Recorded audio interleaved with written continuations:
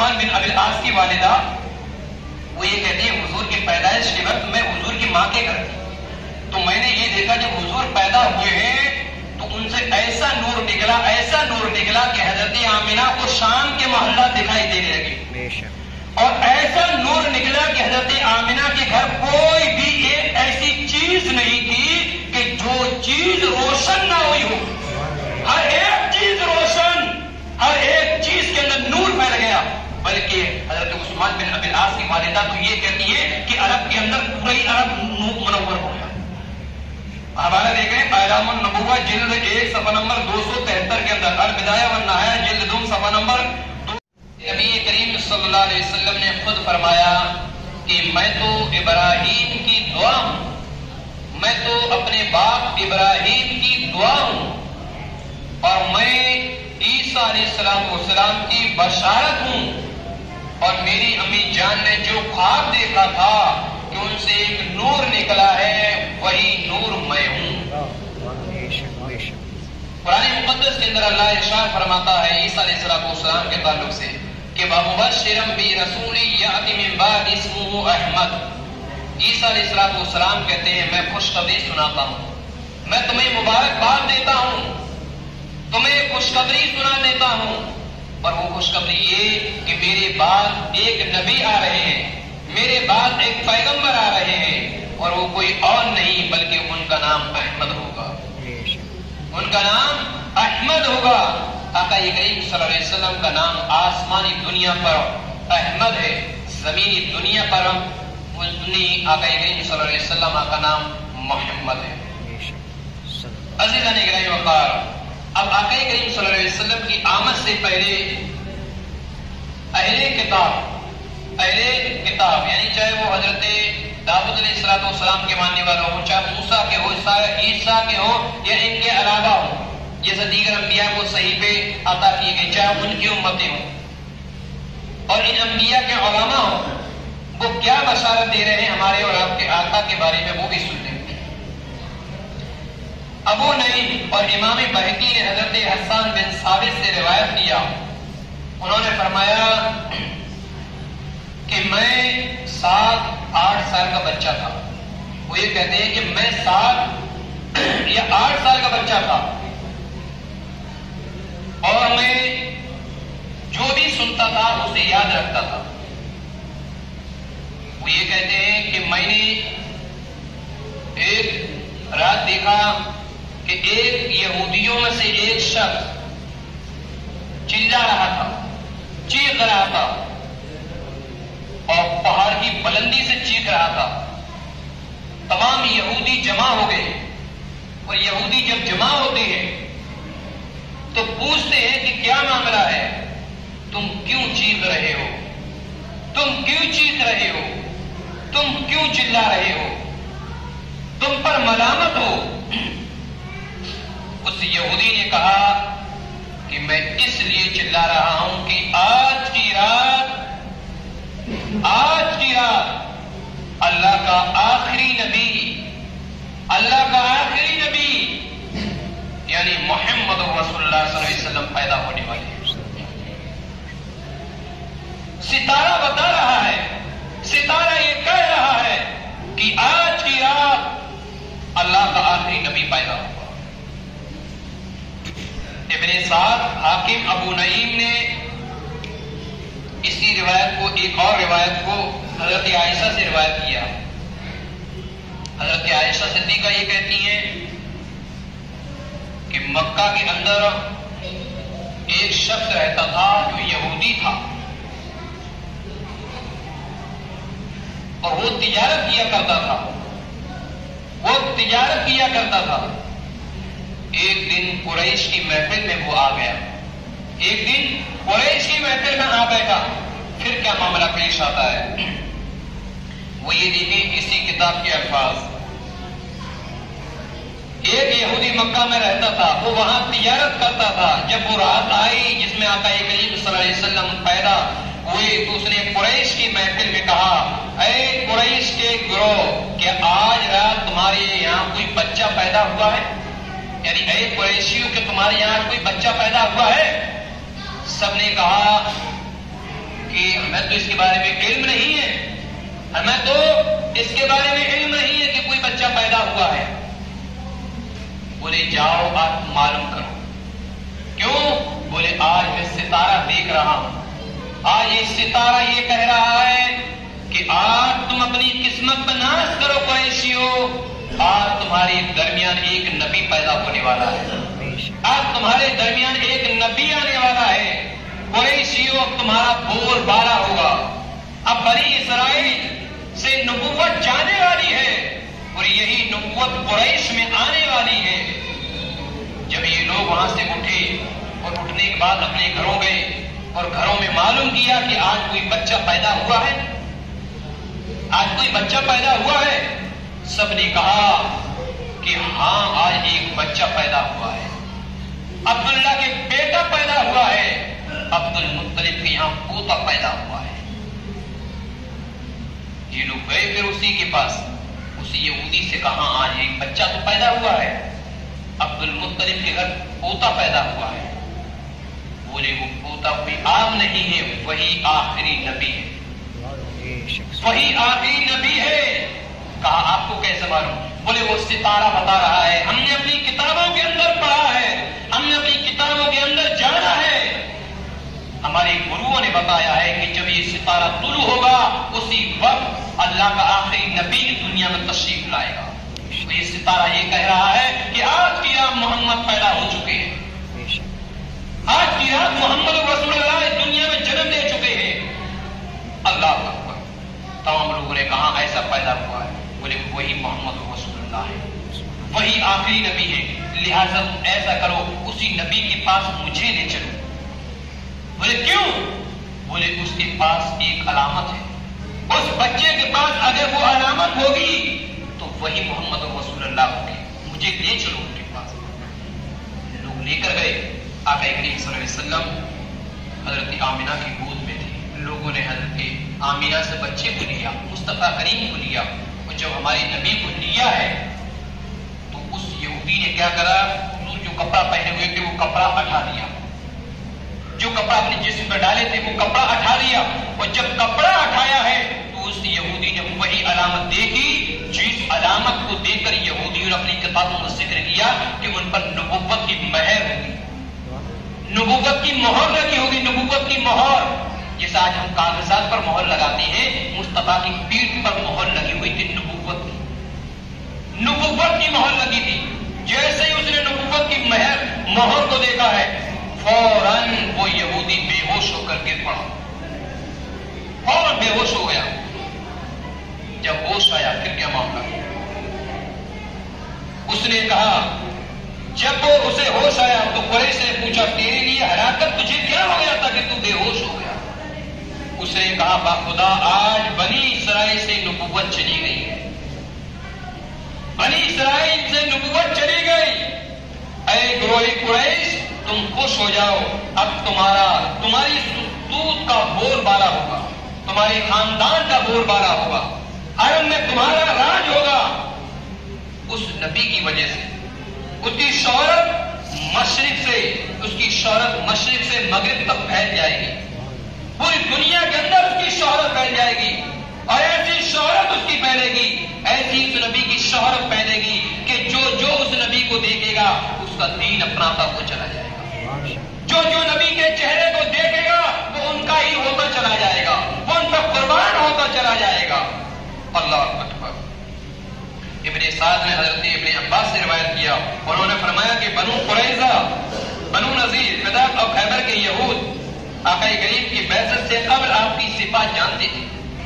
یعنی حضور کے آنے سے پہلے یہود کے جو علماء تھے، جو ان کے عالم تھے، وہ جانتے تھے کہ اللہ کا آخری نبی آئے گا اور اس نبی کے اندر یہ خصوصیات ہوں گی اور وہ برحق ہوگا، وہ اللہ کی جانب سے ہی آئے گا، وہ رب کا کلام لے کر آئے گا اور امن و شانتی کا پیغام دنیا میں پھیلائے گا. وہ جانتے تھے، آپ کی صفات جانتے تھے، وہ جانتے تھے کہ ہم مدینہ طیبہ کی طرف ہجرت کریں گے. ان کی کتابوں کے اندر یہ بھی تھا کہ جب وہ نبی آئیں گے مکے میں بھی رہیں گے، 10 سال مکے میں رہیں گے، 53 سال مدینے میں زندگی گزاریں گے، مکے سے وہ ہجرت بھی کریں گے. یہ بھی ان کی کتاب کے اندر موجود جب آپ کی ولادت ہوئی تو یہود کے علماء نے کہا آج رات احمد مجتبی پیدا ہو گئے ہیں. جو دور دور یہودی تھے، جو دور تھے، ان کے علماء نے ستاروں کو دیکھ کر بتا دیا کہ آج عرب کے اندر ایک بچہ پیدا ہو چکا ہے اور اس کا نام محمد ہے. وہ وہی محمد آخری نبی ہے. آج قریش کے یہاں بچہ پیدا ہوا ہے، آج قریش قبیلہ کے اندر بچہ پیدا ہو گیا ہے. انہوں نے جہاں جہاں سے وہ ستارے دیکھے تمام جگہوں کو سمجھ گئے، ان کا ستارہ طلوع ہو گیا ہے. تو انہوں نے کہا کہ آج رات احمد مجتبی پیدا ہو گئے ہیں، ان کا ستارہ طلوع ہو گیا ہے. جب آپ نے نبوت کا دعویٰ کیا تو انہوں نے کہا احمد مجتبی نے نبوت کا دعویٰ بھی کر دیا ہے. اور سب کچھ جانتے تھے، آپ کا اقرار بھی کرتے تھے، یعنی وہ جانتے بھی تھے، اقرار بھی کرتے تھے کہ یہ اللہ کے آخری نبی ہے، یہ محمد صلی اللہ علیہ وسلم ہے، یہ خدا کی طرف سے بھیجے گئے ایک نبی ہے. آپ کا حلیہ بیان کرتے تھے. اچھا یہ مسلموں کے سامنے تو نہیں کرتے تھے، لیکن ایک اپنے مجلسوں میں، اپنی محفلوں میں خود نبی کا ذکر کرتے تھے کہ ایک قریش خاندان میں ایک نبی پیدا ہوں گے، ان کے حلیہ ایسے ایسے ہوں گے، وہ ایسے ایسے ہوں گے، ان کی ذات ایسی ہوگی، ان کی صفات ایسی ہوگی، ان کی ناک ایسی ہوگی، ان کے کان ایسے ہوں گے، ان کی زبان ایسی ہوگی. ان کا پورا حلیہ بیان کرتے تھے. مگر حسد اور سرکشی کی وجہ سے آپ پر ایمان نہیں لائے.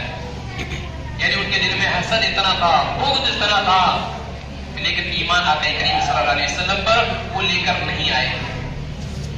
اس کے علاوہ ابو نعیم اور ابن عساکر نے حضرت شعیب بن شعیب سے روایت کیا کہ مرو زہران کے مقام پر پہلے شام کا ایک راہب رہتا تھا. ایک راہب رہتا تھا. اس راہب کو اللہ نے بہت علم دیا تھا. اس راہب کو اللہ نے بہت علم دیا تھا. بہت یہودیوں کے علماء میں شمار ہوتا تھا. اس کا بہت بڑا علم تھا. اس کا نام تھا عزیز. اس یہودی کا نام تھا عزیز. اب وہ کیا روایت کرتا، وہ کیا بیان دیتا، اس کے بیان پر غور سے سنیں گے. عزیز اللہ تعالیٰ نے اسے بہت علم عطا کرا. وہ اپنے کنیسہ میں رہتا تھا، اپنے کنیسہ میں رہتا تھا. وہ مکہ مکرمہ میں داخل ہوتا، لوگوں سے کہتا. جب وہ مکہ کے اندر آتا تھا اور جب مکہ کے اندر آتا لوگوں سے ملتا تھا تو لوگوں سے وہ کیا کہتا تھا، وہ بہت بڑا راہب تھا. وہ کہتا تھا ان قریب تمہارے یہاں ایک بچہ پیدا ہوگا، ان قریب تمہارے یہاں ایک بچہ پیدا ہوگا. اہل عرب اس کا دین اختیار کریں گے، یعنی جو عرب کے لوگ ہیں وہ اس کا کلمہ پڑھیں گے اور وہ جس چیز کا پیغام دیں گے اس کو اپنائیں گے، اس کا دین قبول کر لیں گے. وہ ایسا بچہ پیدا ہوگا. وہ عجم کا مالک ہوگا. عجم کا مالک کا مطلب یہ ہے کہ عرب کے علاوہ جتنے ممالک ہیں وہ ان کا مالک ہی ہوگا. اس پر ان کی حکومت بھی چلے گی. اس کے ظہور کا وقت قریب آ گیا ہے، یعنی اب ان کی پیدائش کا وقت قریب آ گیا ہے. ان کی پیدائش کا وقت قریب آ گیا ہے اسی نبی کا. جو انہیں پالے ان کی اتباع کرے تو اس نے اپنی ضرورت پوری کر دی. اب جو انہیں پالے وہ ان کا زمانہ پا جائے، وہ انہیں دیکھ لے. اب اگر ان کی پیروی کر لی، ان کی باتیں جس نے مان لی، تو سمجھ لو کہ اس نے کامیابی اختیار کر لی. جس نے ان کی باتیں مان لی، جو ان کے اوپر ایمان لایا، وہ یہ سمجھ لو کہ وہ کامیاب ہو گیا. جس نے انہیں پا لیا اور ان کی مخالفت کی، اس نے غلطی کی. اب ایسا بھی ہے، پھر انہوں نے یہ بھی کہا اسی یہودی نے، عزیز نے، کہ اگر جس نے انہیں پا لیا، ان کا زمانہ پایا، لیکن ان کے اوپر ایمان لے کر نہیں آیا، ان کی مخالفت کری، ان کی باتیں نہیں مانی، ان کا حکم نہیں مانا، ان کے اوپر ایمان لے کر نہیں آیا، وہ تو کہہ رہے ہیں پھر اس نے غلطی کی. با خدا میں نے امن اور خوشحالی کی زمین کو نہیں چھوڑا اور اس خوش اور خوف کی زمین میں نہیں آیا مگر ان کی وجہ سے. یعنی آج میں اگر یہاں آیا بھی ہوں نا، میں یہاں آتا نہیں، کیونکہ عرب جو تھا وہ ریگستان تھا، ریگستان تھا، خوشحالی تو تھی نہیں. تو بولے آج اگر میں یہاں موجود ہوں اس خوشحالی زمین میں، آج اگر میں یہاں آیا ہوں اتنی تکلیفیں جھیل رہا ہوں، تو صرف اور صرف اس وجہ سے آیا ہوں کہ اسی سرزمین پر اللہ کا آخری نبی جناب محمد رسول اللہ تشریف لائے. میں تو صرف ان کی محبت کی وجہ سے یہاں ٹھہرا ہوا ہوں، صرف ان کی محبت کی وجہ سے. مکہ مکرمہ میں جو بھی بچہ پیدا ہوتا وہ اس کے متعلق پوچھتا. ایک روایت یاد آ رہی ہے، چھوٹی چھوٹی سی بیان کر دوں ایک جملے میں، روایت کافی بڑی ہے. حضرت موسیٰ علیہ السلام کے دور میں ایک سانپ تھا، ایک سانپ رہتا تھا. وہ جب ایک سانپ تھا تو وہ اس کو پتا چلا، ایک راہب تھا بہت بڑا، اس نے کہا کہ یہ وہی سرزمین ہے کہ جہاں سے اللہ کا آخری نبی گزرے گا، جہاں سے محمد رسول اللہ گزریں گے، اور اس پہاڑی کے اندر وہ محمد رسول اللہ جلوہ گر ہوئے گی.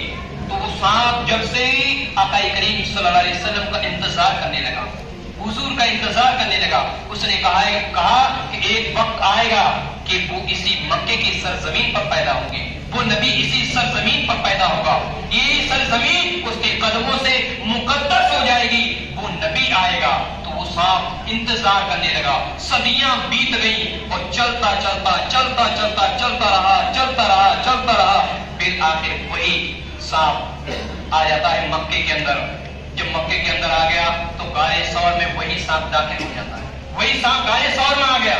اب غار ثور میں آیا گیا تو ہمارے اور آپ کے آقا کا انتظار کرنے لگا. وہ سانپ انتظار کرتا ہے کہ اللہ کا آخری نبی اسی غار کے اندر آئیں گے، اللہ کا آخری نبی اسی پہاڑی کے اندر آئیں گے، آقا کریم صلی اللہ علیہ وسلم اسی کے اندر آئیں گے. میں سرکار کا دیدار کروں گا، میں سرکار کے دیدار سے مشرف ہوں گا. اور جب میں اپنے نبی کو دیکھوں گا، سانپ کہتا ہے میں اپنے نبی کو دیکھوں گا، میں محمد رسول اللہ کو دیکھوں گا، میں ان کی زیارت کروں گا تو میں اپنی قسمت پر ناز بھی کروں گا، میں اپنے آپ کا فخر کروں گا کہ میں نے اللہ کے آخری نبی کا دیدار کر لیا ہے، میں نے مصطفیٰ کا دیدار کر لیا ہے. اللہ اکبر. سانپوں کے اندر عشق دیکھیں.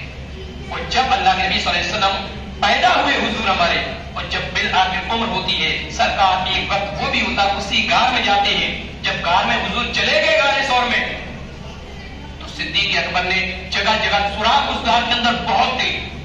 تو صدیق اکبر اپنا کپڑا پھاڑا اور پھاڑ کر تمام سوراخوں کو بند کر دیا، تمام سوراخوں کو بند کر دیا. صرف ایک سوراخ رہ گیا، صرف ایک سوراخ. اب صدیق اکبر نے کہا تو کپڑا ہے نہیں، تو صدیق اکبر نے اپنی ایڑی لگا دی اس پر کہ کہیں ایسا نہ ہو کہ کوئی جانور زہریلا لا جائے اور اللہ کے نبی صلی اللہ علیہ وسلم کو پریشان نہ کر دے، کہیں حضور پریشان نہ ہو جائے. تو انہوں نے ایڑی اپنی اسی پہ لگا دی، اس سوراخ پہ لگائی تھی جس سوراخ کے اندر وہ سانپ موجود تھا، جس کے اندر وہ سانپ موجود تھا. اللہ کے نبی صلی اللہ علیہ وسلم سے صدیق اکبر نے عرض کیا ہے رسول اللہ اندر آ جائیں، اب یہ محفوظ ہے. حضور علیہ السلام گئے، صدیق اکبر کے زانوں پر حضور نے آرام فرمانا شروع کر دیا. ہمارے اور آپ کے نبی نے جب آرام فرمایا تھا تو وہی سانپ اب نکلنے کے لیے کوشش کر رہا تھا. اس کے عشق نے جواب دے دیا کہ جس شخصیت کا میں انتظار کر رہا تھا میری اب انتظار کی گھڑی ختم اور وہی نبی آ چکے ہیں. اب وہ نکلنا چاہ رہا تھا لیکن صدیق کی ایڑی کی وجہ سے وہ نکل نہیں رہا تھا. دوسری جگہ گیا کپڑا لگاتا، تیسری جگہ گیا کپڑا لگاتا. پھر وقت آیا کہ کہیں سے جگہ نہیں ملی تو صدیق اکبر کے پیروں میں وہ بار بار منہ دینے لگا، لیکن صدیق اکبر نے پیر نہیں ہٹایا تھا. ان کے عشق نے کہا صدیق پیر مت اٹھاؤ، اللہ کے نبی سو رہے ہیں کہ تم نے پیر اٹھا دیا اور حضور کی نیند سے اگر بیدار ہو گئے تو یہ گستاخی ہو گئی. حضور کو نیند سے گوارا نہیں کیا جگانا. صدیق پر پیڑ لگا. اب وہ صاحب جس نے صدیوں سے انتظار کیا ہو، جس نے سالوں سے انتظار کیا ہو، اب وہ اپنے عشق کو روکے تو روکے کیسے؟ وہ اپنے عشق کو روکے تو روکے کیسے؟ اے فنا، اے فنا، عشق کا دستور تجھے کیا معلوم؟ اے فنا، عشق کا دستور تجھے کیا معلوم؟ ارے عشق میں دل ہی نہیں سر بھی دی جاتے. بے شک سبحان اللہ. اللہ اکبر. تو جب اس نے کاٹا صدیق اکبر رضی اللہ عنہ نے ایڑی کو ڈھنگر زہر پھینکنے لگا اور سانپ آیا باہر. مصطفیٰ نے فرمایا کیا ہوا صدیق؟ کہا یا رسول اللہ صاحب نے کاٹ لیا ہے. سانپ آیا آقا کریم صلی اللہ علیہ وسلم کی زیارت کرنے لگا، حضور کی زیارت کرنے لگا. اپنی زبان حال سے کہتا ہے یا رسول اللہ آج آپ کی زیارت کے لیے یا رسول اللہ میں صدیوں سے آپ کا انتظار کر رہا ہوں، میں موسیٰ کلیم اللہ کے دور سے آپ کا انتظار کر رہا ہوں. حضور علیہ السلام نے اپنا لباب دہن نکالا، تھوک نکالا تو صدیق اکبر کے ایڑی پہ لگا دیا، جس کی وجہ سے وہ زہر بھی ختم ہو گیا. یہ ہمارے آقا صلی اللہ علیہ وسلم. تو بہرحال 1 منٹ کا واقعہ اور ہے. تو اب پھر کیا ہوا؟ وہ یہ کہتا ہے راہب کہ میں اس زمین پر تو صرف اس وجہ سے آیا ہوں کہ یہاں اللہ کے آخری نبی آئیں گے، آخری رسول آئیں گے، ورنہ میں اس خشک زمین پر کرتا ہی کیا میرا میدان ہے؟ میں یہاں ریگستان کی سرزمین پر اپنی زندگی گزاروں. اب جو بھی بچہ پیدا ہوتا تھا تو ہر ایک شخص آتا ہمارے یہاں بچہ پیدا ہوا ہے، ہمارے یہاں بچہ پیدا ہوا ہے، تمام لوگ آتے تھے ایک ایک سے، ارے آج ہمارے یہاں بچہ پیدا ہوا ہے، بولے تم جاؤ آج پیدا نہیں ہوا ہے. پھر آئے ارے یہ ہمارے یہاں بچہ پیدا ہوا ہے، بولے تم بھی جاؤ آج وہ بچہ پیدا نہیں ہوا ہے. کیوں؟ بولے ستارہ نہیں دکھائی دے رہا ہے، ستارہ دکھائی نہیں دے رہا، آج پیدا ہوا ہی نہیں ہے. اللہ اکبر. لیکن پھر وہ وقت بھی دور نہیں تھا کہ آقا کریم صلی اللہ علیہ وسلم کے دادا حضرت عبد المطلب تشریف لائے کہ آج میرے یہاں پوتا پیدا ہوا ہے. اسی راہ نے کہا عبد المطلب اپنی قسمت پر ناز کرو، تمہارا پوتا کوئی عام پوتا نہیں ہے بلکہ وہ ایسا پوتا ہے جو ساری کائنات کے لیے رحمت بن کے آیا ہے. بے شک سبحان اللہ. آج تمہارے جہاں ایک نبی پیدا ہوا ہے، جس نبی کی زیارت کے لیے میں انتظار کر رہا ہوں، آج وہی محمد پیدا ہوا ہے. بے شک عزیزان گرامی وقار، تو آقا کریم صلی اللہ علیہ وسلم کی پیدائش سے پہلے بھی کافی لوگوں نے بشارت دے دی ہے. بس ایک تھوڑا سا چیز میں آپ کو بتا دوں، چاہوں تو منہ سے بھی بتا دوں لیکن پڑھ کے بتاؤں اور اچھی بہتر چیز رہے گی. دیکھیے ایسا ہے، دو چیز بتاؤں، دو مسئلے یا چھوٹے مسئلے کے طور پر. کیا جشن عید میلاد النبی میں گھر کو سجانا یعنی روشنی کرنا، اس کا ثبوت ملتا ہے یعنی گھر کو سجانا اسی مہینے میں گھر کو سجا سکتے ہیں نہیں؟ اس کے تعلق سے آپ دیکھ رہے ہیں حدیث حضرت عثمان بن ابی العاص کی والدہ وہ یہ کہتی ہے حضور کی پیدائش کے وقت میں حضور کی ماں کے گھر تھی، تو میں نے یہ دیکھا جب حضور پیدا ہوئے ہیں تو ان سے ایسا نور نکلا کہ حضرت آمینہ کو شام کے محلہ دکھائی دینے لگے، اور ایسا نور نکلا کہ حضرت آمینہ کے گھر کوئی بھی ایک ایسی چیز نہیں تھی کہ جو چیز روشن نہ ہوئی ہو. ہر ایک چیز روشن، ہر ایک چیز کے اندر نور پھیل گیا. بلکہ حضرت عثمان بن ابی العاص کی والدہ تو یہ کہتی ہے کہ عرب کے اندر پورا ہی عرب منور ہو گیا. حوالہ دیکھ رہے ہیں اعلام النبوہ جلد 1 صفحہ نمبر 273 کے اندر، البدایہ والنہایہ جلد 2 صفحہ نمبر 264 کے اندر. ایک چیز اور، جشن عید میلاد النبی پر جو جھنڈے لگائے جاتے ہیں اس کا لگانا کیسا ہے؟ اس کا بھی آپ سن لیں. عید میلاد النبی صلی اللہ علیہ وسلم کے موقع پر جھنڈا لگانا یہ جائز ہے، مستحسن ہے، ثواب کا کام ہے. حضرت آمینہ رضی اللہ تعالیٰ عنہا کیا فرماتی ہے وہ دیکھیں، ترجمہ میں آپ کو بتاتا ہوں. وَرَأَيْتُ ثَلَاثَ أَعْلَامٍ مَّضْرُوبَاتٍ عَلَمًا بِالْمَشْرِقِ وَعَلَمًا بِالْمَغْرِبِ وَعَلَمًا عَلَىٰ زَهْرَةِ الْكَعْبَةِ. حضرت آمینہ رضی اللہ تعالیٰ عنہا یہ کہتی ہے کہ وقت ولادت آقا کریم صلی اللہ علیہ وسلم کی ولادت کے وقت میں نے 3 جھنڈے دیکھے تھے. میں نے 3 جھنڈے، ایک مشرق میں، دوسرا مغرب میں اور تیسرا خانہ کعبہ کی چھت کے اوپر جھنڈا لگایا. اور پھر دوسری حدیث اسی کے تعلق سے اللہ نے حضرت جبریل کو حکم دیا، جبریل جنت سے 3 جھنڈے لو، ایک مشرق میں لگا دو، دوسرا مغرب میں لگا دو اور تیسرا خانہ کعبہ کی چھت پر جھنڈا لگا دو. تو جھنڈا لگانا یہ بھی جائز ہے، مستحسن ہے، ثواب کا کام ہے. حوالہ ملاحظہ فرمائے قصائص کبریٰ جلد اول صفحہ نمبر 81، البدایہ والنہایہ جلد 6 صفحہ نمبر 298، انوار محمدیہ صفحہ نمبر 22 کے اندر یہ روایت، دیگر کئی روایت موجود ہیں، ہم پروگرام میں بیان کریں گے انشاءاللہ. لیکن بولنے کا مطلب یہ ہے کہ ہر ایک کے گھر پہ جھنڈا ہونا چاہیے. حدیث سے بھی ثبوت ہے اور اس میں ثواب بھی ہے. 1 تاریخ کے بعد سے ہر ایک شخص کے گھر پر جھنڈا ہونا چاہیے.